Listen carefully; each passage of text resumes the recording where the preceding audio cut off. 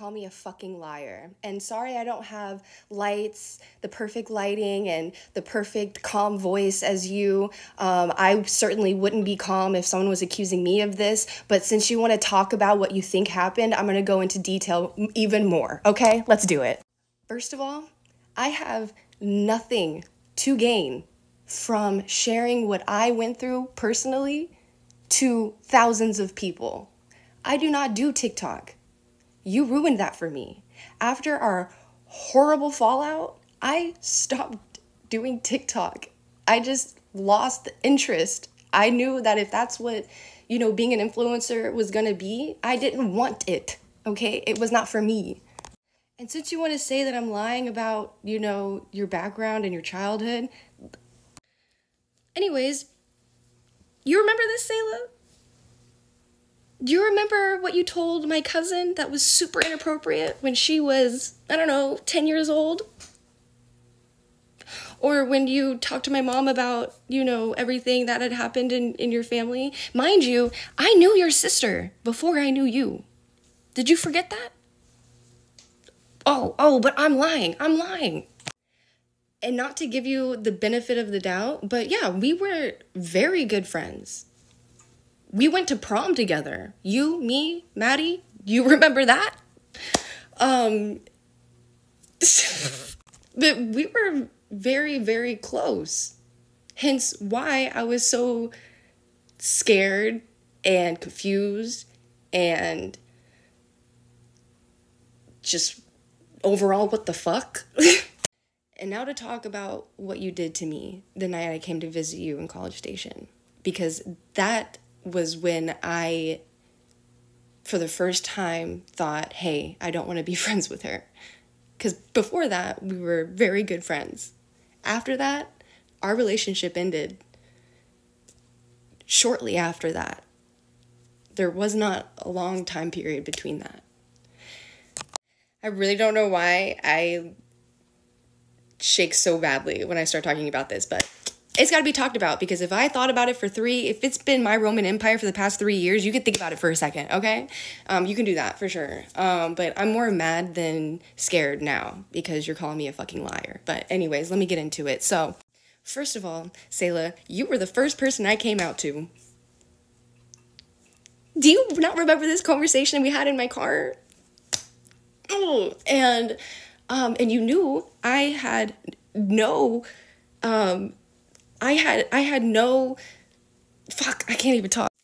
I had no experience with substances. I mean, yeah, I dabble in the little smirk. Yeah, sure. But I had never done what you normally were doing, And you knew that. And I trusted you because why wouldn't I trust a friend? And I mean, if you don't remember, I was pretty bonkers that night. I went on this whole journey on my longboard and I got lost, and then you came and then you called me and I had to find my way back, and then I walk in the room and you were like, you're tripping too hard. This will sober you up. And you handed me and I trusted you, but I was also out of my fucking mind.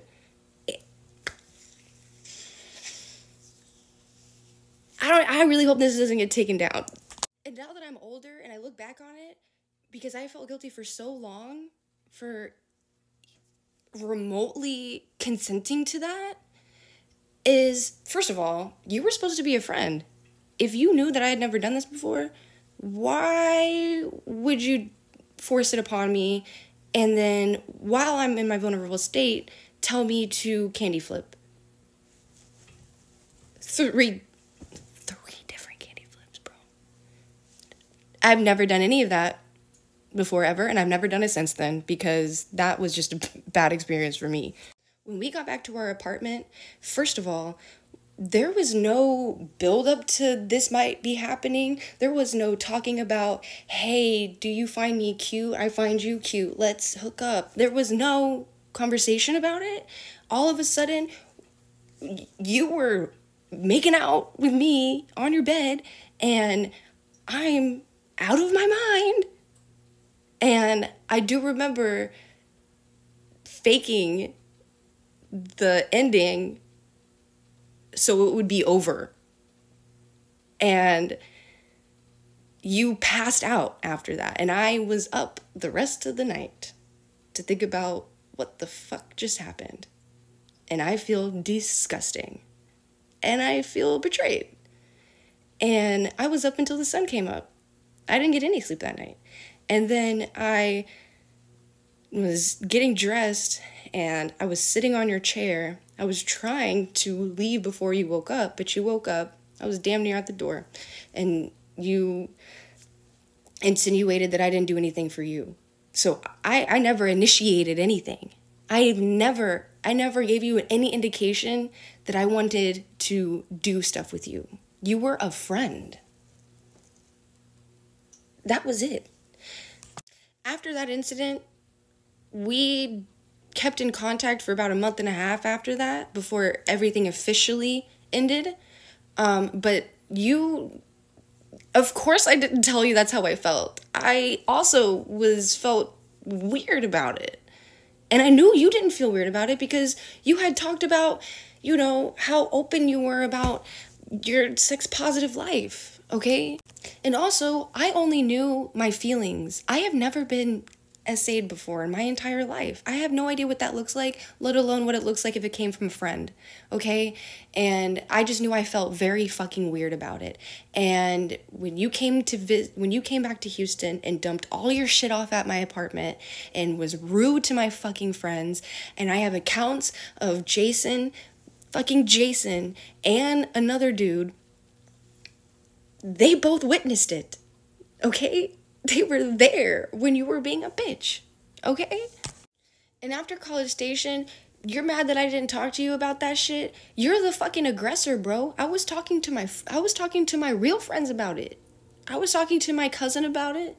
I was talking to my very fucking best friend about it. And they both know how hard it was for me to finally tell you I didn't want to be your friend anymore. Ever since College Station, I have been gathering the courage to finally be like, I can't handle you anymore. I do not want to be your friend anymore. And I think it's very toxic. And when I finally mustered up the courage to do so, you blew it back in my face, bro. You blew it back in my face. I never spoke about our experience, even though we both had people in our comments back in 2020 asking why we didn't make videos anymore together. You didn't say anything. I didn't want to say anything.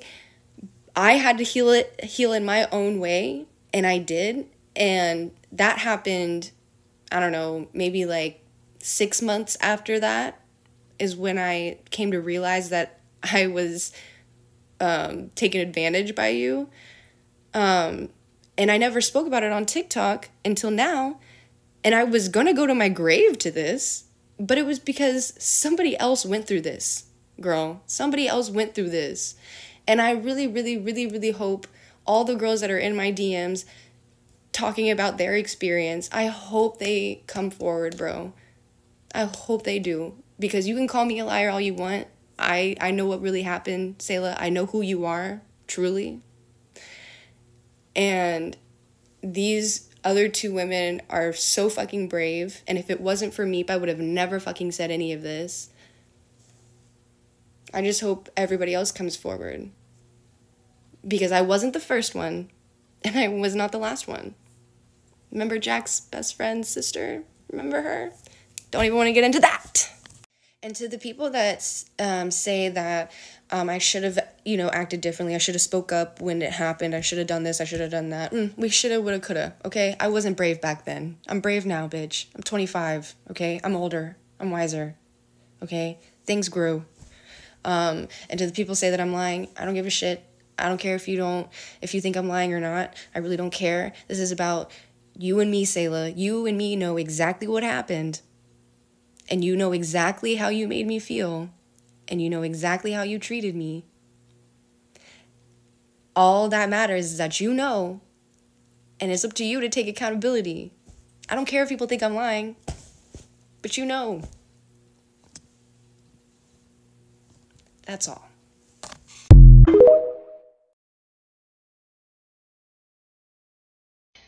Did I ever tell you about that influencer that took advantage of me?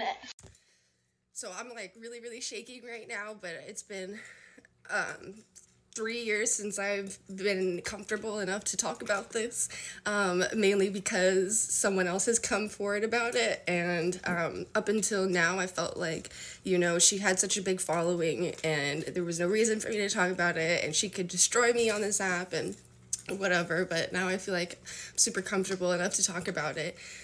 So this other creator did not specify her name, but I am going to. So I have known Selah since middle school. We went to middle school together. We went to high school together. And, she came to visit me while I lived in Colorado. I came to visit her when she was in College Station going to A&M.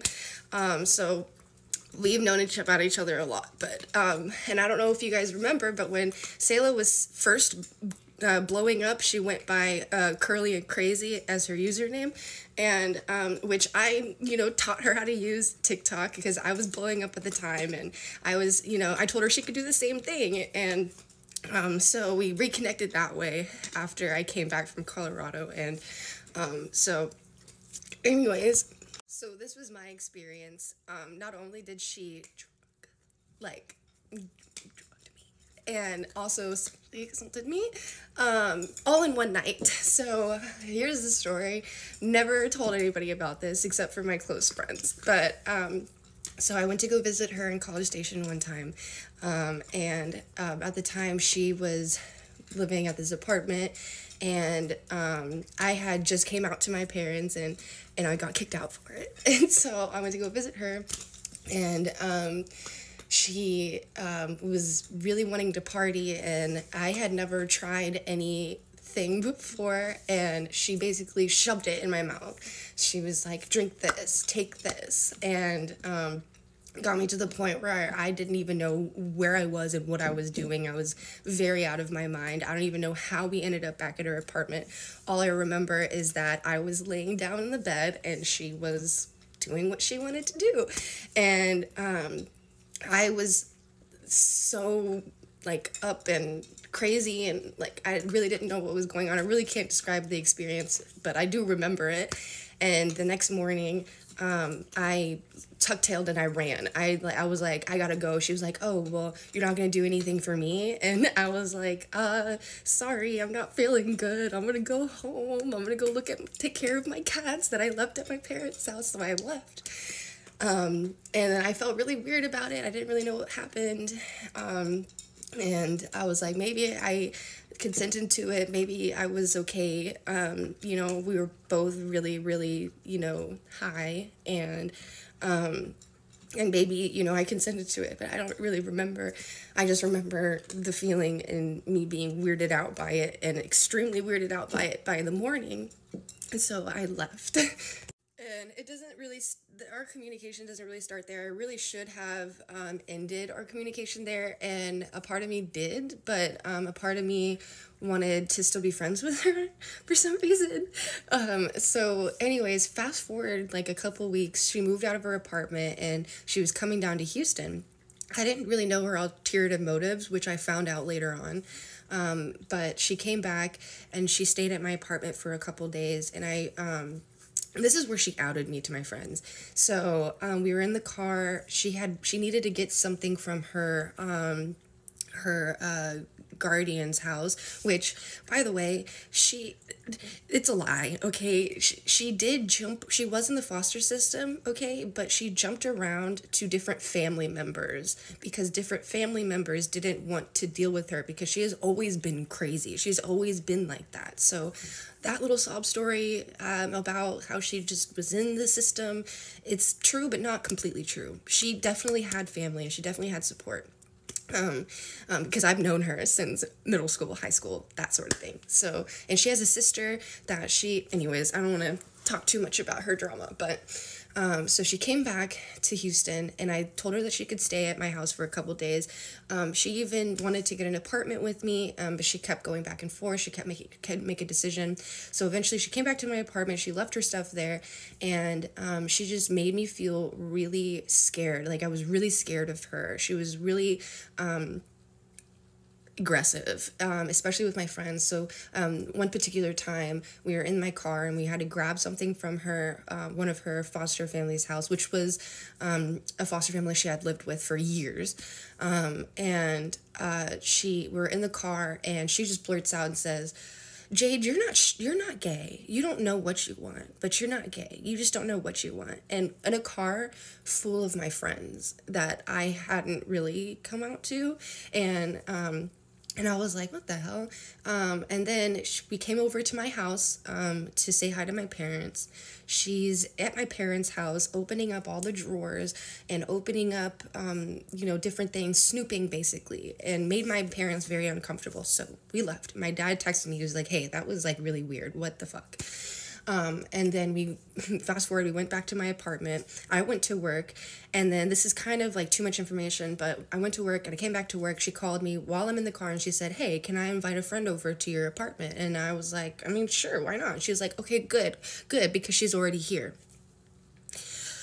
Okay, that's not asking me, but all right. So the friend's there, she's making me feel very uncomfortable, telling me to get out of her shot when she's making a TikTok and all this other stuff. And this was before I even had furniture in my apartment. And fast forward, same day, we're outside sitting on my hammock, and I'm in the hammock with me and a friend, and she's just being a total bitch to my friends, like a total freaking bitch to my friends, acting like she doesn't want to be there, acting like she doesn't want to have anything to do with my friends, being super rude, killed my basil plant by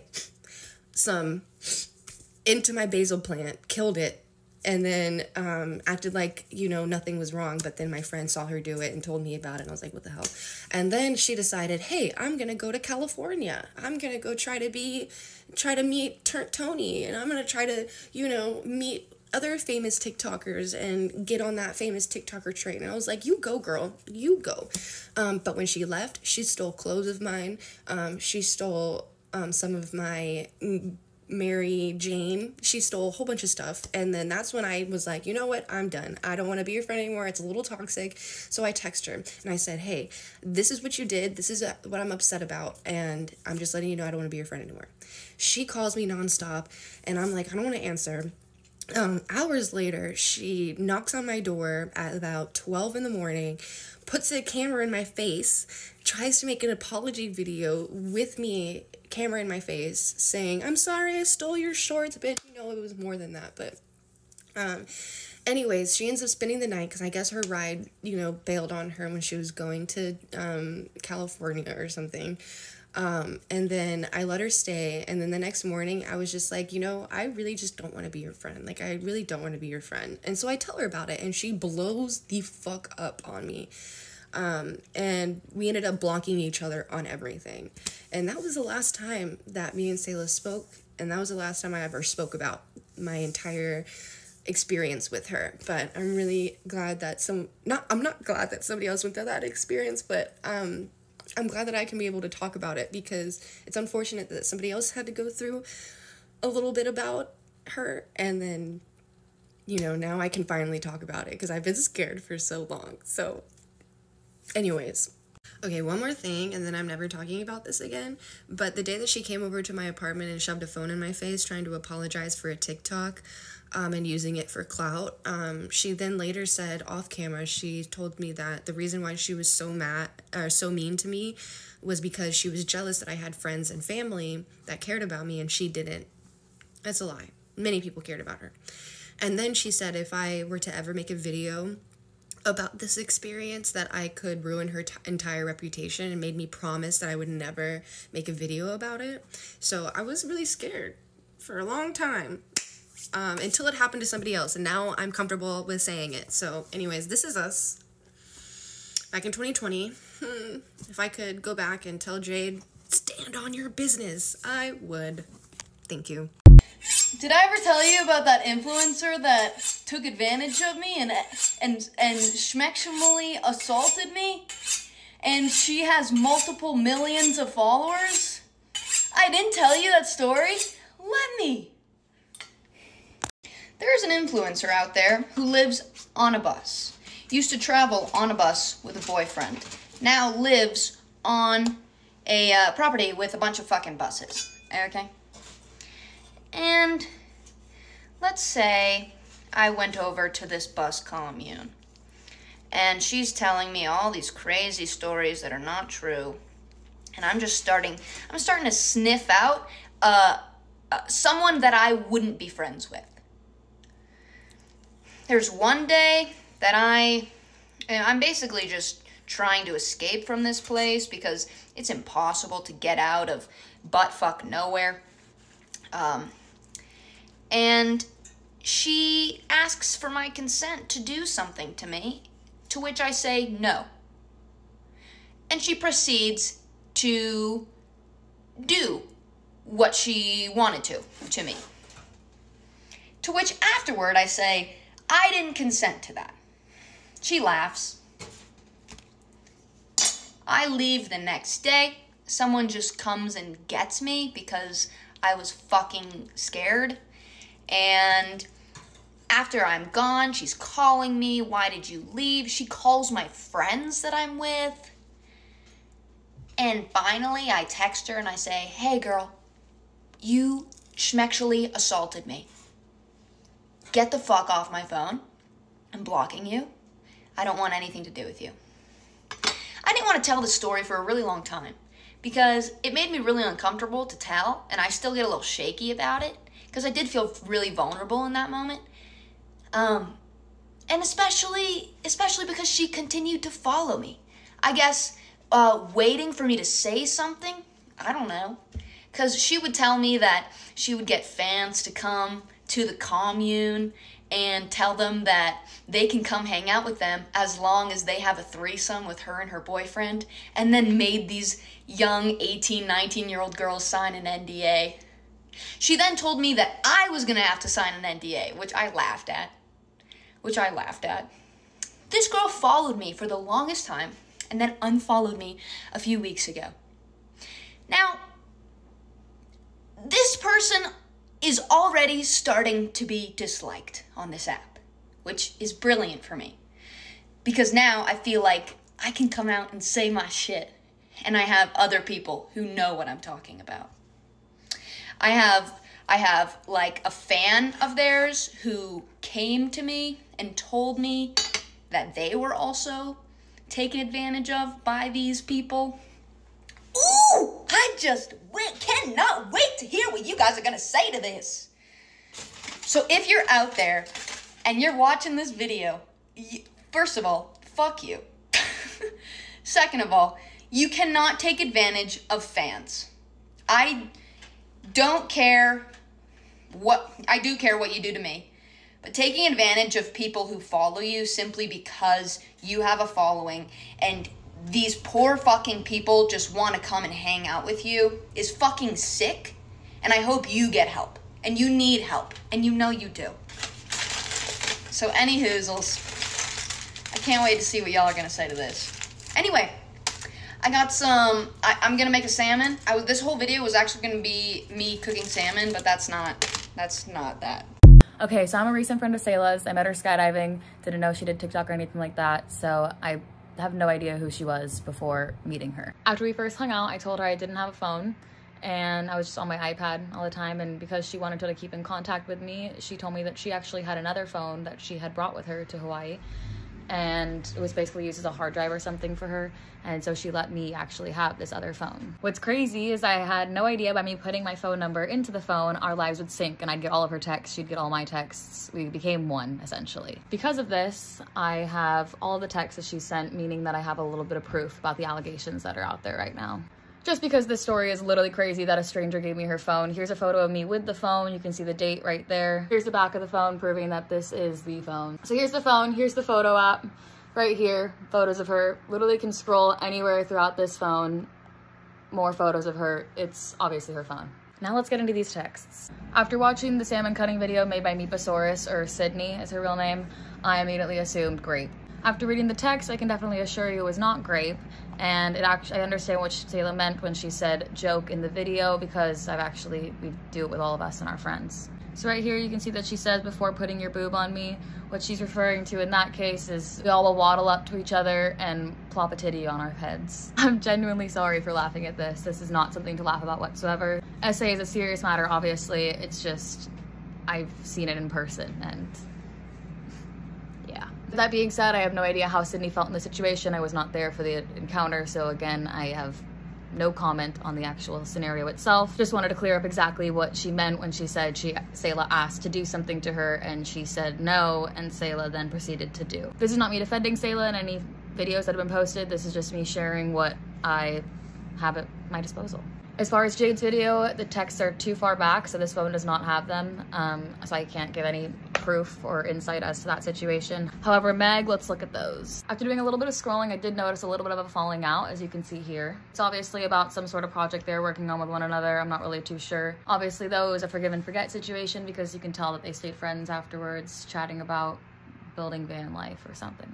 The most recent allegation, Laura, I decided to look up her name as well, and I actually did find texts which are pretty recent. She said the scenario between her and Selah happened back in 2020, and these texts are from December 22nd, 2022. You can see right here that it's obviously her inviting her back over, and yeah, I don't know what to say about that. I stand by SA victims 100%. I'm not doing this as a defense video for Selah in any means. I'm literally just providing context for this situation. Also, if any of the girls that I talk about in this video decide to say that these texts are false, I can take a screen grab of me clicking on their contact and sharing their number. People have been sharing vague stories about me that insinuate terrible things, and I feel the need to address that and set the record straight.